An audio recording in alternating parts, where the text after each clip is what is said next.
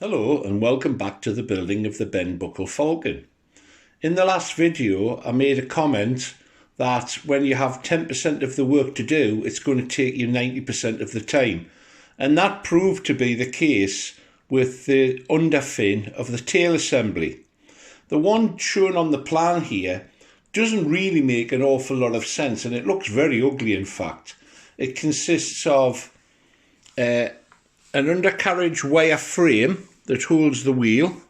Now the first issue I see with that is if there's ever an issue with the wheel, if the tyre comes off or it's damaged in some way, how do you replace it? You simply couldn't. The other issue is it looks pretty grim and it would have to be covered on both sides, but I just deviated from this plan altogether and I'm going to show you now what I came up with. Excuse it being propped up in the air, but this is a big model and it's hard to see it all. So if I, wait a moment, get the light so you're not being blinded.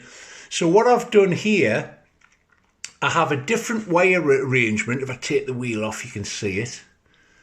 Now that's going to allow the tail wheel to be replaced, to be removed when I'm building it and covering it, and then to be put on with a couple of homemade collets.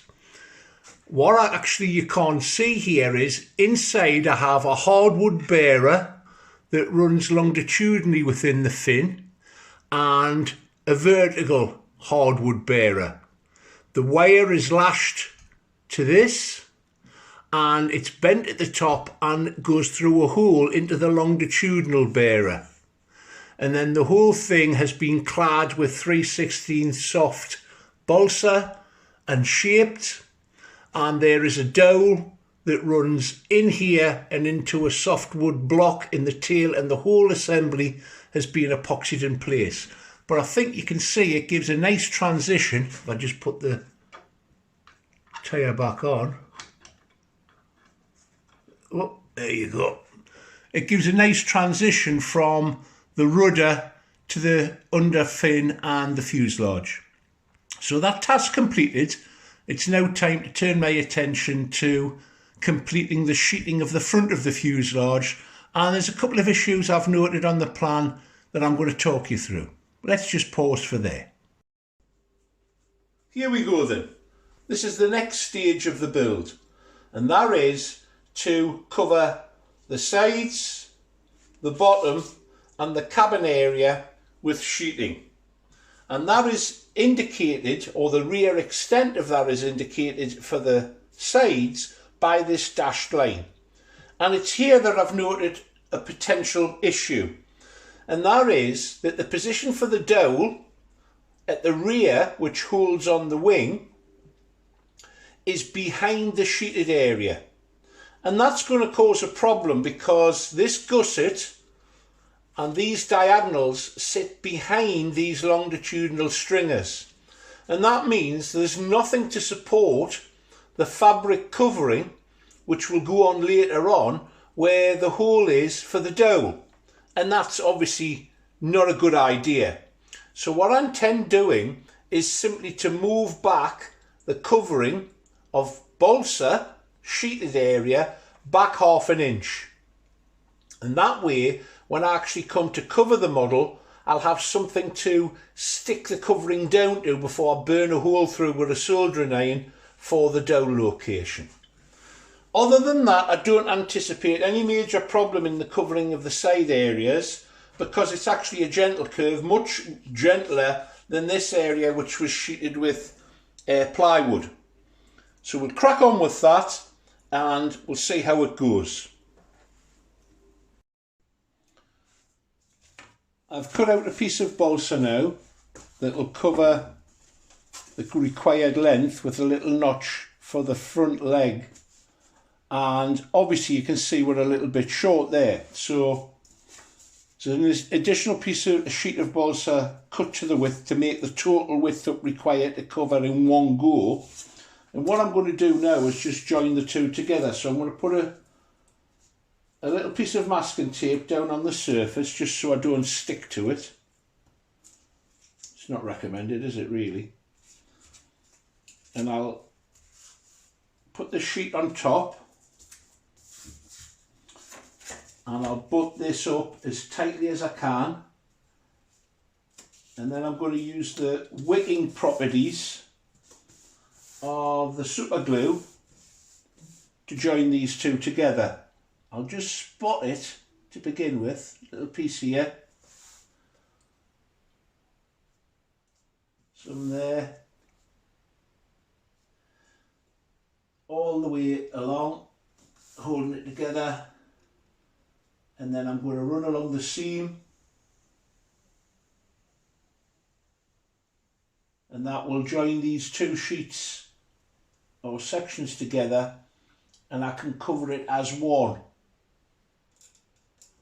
There we go, done. Pull that off, we have one sheet, and that means I can cover the entire side in one go. I'll give that a couple of seconds to go off. Shouldn't take much. Yeah, it's definitely taken well there. I'm almost tempted, even though I've cut a notch here, to flick it over, because this is softer than this piece. I think I'm going to, and that'll bend much better over this section than this bit. And if I put a strain on here, it's going to put a strain on that joint, although it seems strong enough. Yeah, I'm going to cut another notch out there. It's not the end of the world if I have. Actually, it may even cut off. So I think what I'll do is I'll mark the position of this leg. I have to cut out here to let it slot down and then fill in. I have to transfer that through. Yeah, that's the way I'm going to approach it. So let's get this right. Here's the leg. And how far do I need to go in?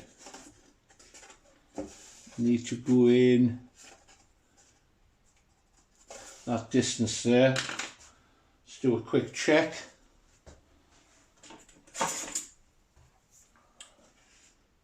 So I need to take it in 22 millimeters from here.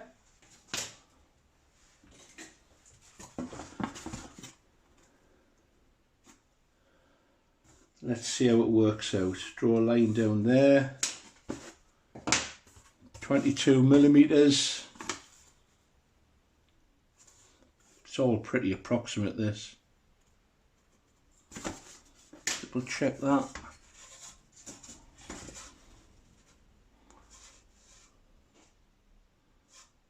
Yeah, I'm going to cut a slot out there,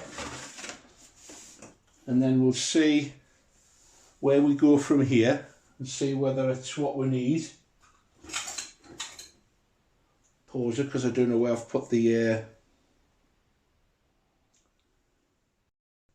Right, I'm back. I've found the knife. If you're anything like me, you're always putting things down and not knowing where you've put them.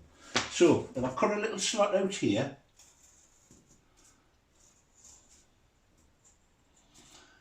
I mean, what's the chances I'm going to hit it first time? Not great. But it's balsa wood, and if I need to, I can just put a piece in, sand it down, and you'll never know that I've made a cockle. So let's see if that'll fit now.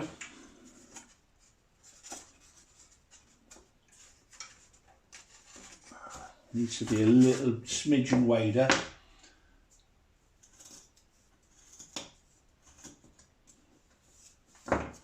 And I can see it's going to fold here as well, but never mind, let's see how we'll go.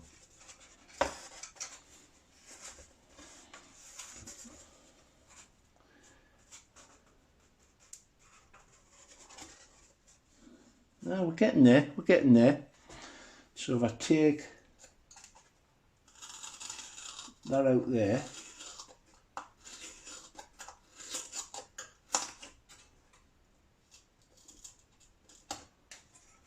we're getting there. Oh, nearly. Nearly.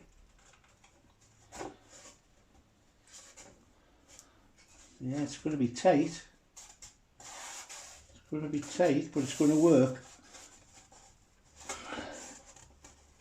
Square that up. Square that up. It's just going to need a bit more out there. I'll take some out with this.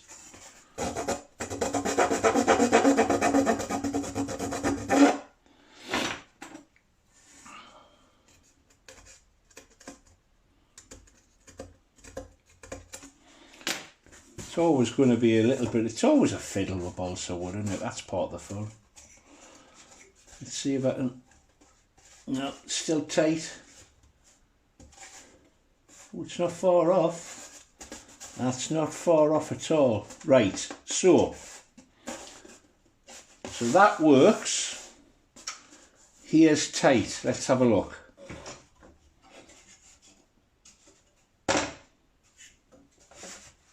That's so tight it is, you could hear it popping.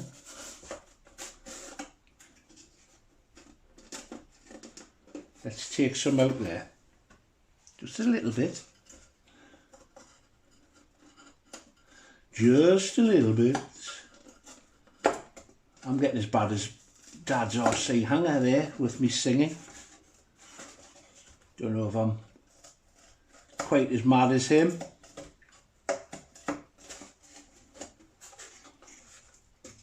There we go. You see, never mind. It's cut a little bit shy there, but that can easily be filled. What I'm really concerned about is how neat it is to hear. That's great. So there you go. That is exactly what I'm after. And by doing it in one piece, it's going to be a nice transition without loads of sanding to get it smoothed out. So I think all I need to do now is to get this glued on, and this little piece here will be filled in, and there's a little smidgen here which will need to be filled, but I can live with that, and I'll trim everything once it's on. It's going to be white glue for this and pins. I'm not going to be tempted to use the super glue, the CA, at least I don't think I am, and that gives me enough to get an edge on there. Yeah, so I'll pause this, get it glued up, get it pinned on, and that's that first side done. Time to apply the glue. Don't want to be stingy with this. Although I think the model is extremely strong as it is, this sheeting in the front area, it's the whole reason it's going on, of course, is going to add enormously to the strength of the model. Perhaps here in the area I'm going to use super glue. CA might be along this plywood edge. We'll see. So I'm applying the glue where the model has to, where it has to stick, of course, which is basically along the longerons.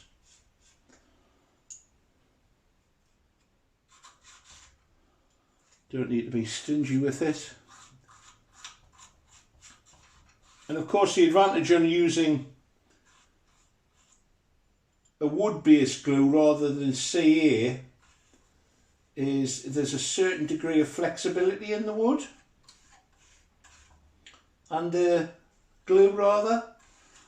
Somebody did ask about when I was using CA whether it withstood the vibrations of an IC engine, and the simple answer to that is, from models I've built in the past, yes. Ask me in 10 years time, I don't know, but in some applications I don't really see a neat alternative, because you put so many pins in the wood waiting for it to dry in certain applications. You weaken it then, and it's murder for moving. Obviously the big advantage of using CA is that it gets the wood where you want it and it stays there. Need a bit more glue. Put it directly on.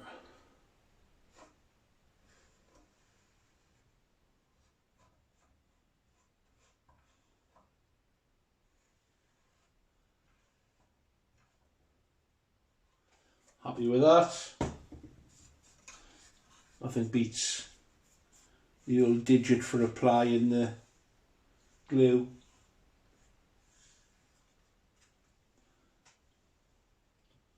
Bit more here. Nice. There we go. Now manoeuvre this in.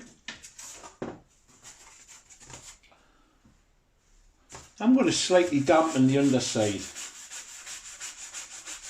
No, sorry, wrong side, isn't it? That side. Not much, just a little. And that'll help it bend a little. So it's a little bit of manoeuvre in this, as I found.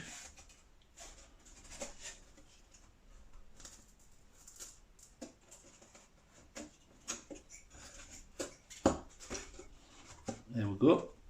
We're in. We're in, we're in, we're in. So, pin time. Get this pin down.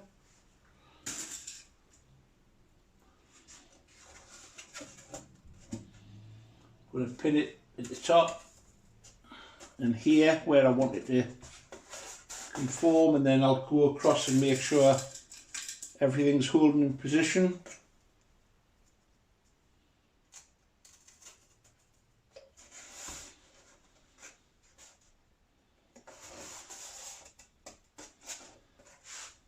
I'm just leaving enough of the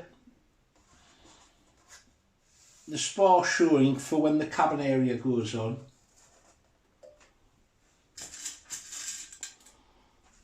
Takes on a different shape, doesn't it, when you start adding the sheeting?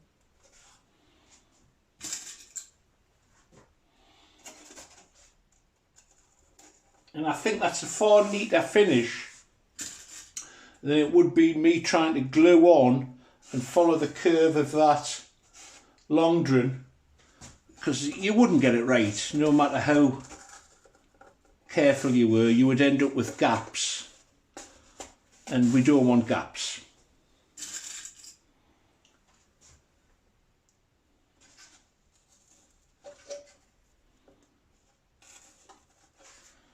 There we go. I think I'll pause it here. There's not much exciting happening watching me putting pins in. I'll get that set up and we'll come back when it comes to actually scalloping out this rear section.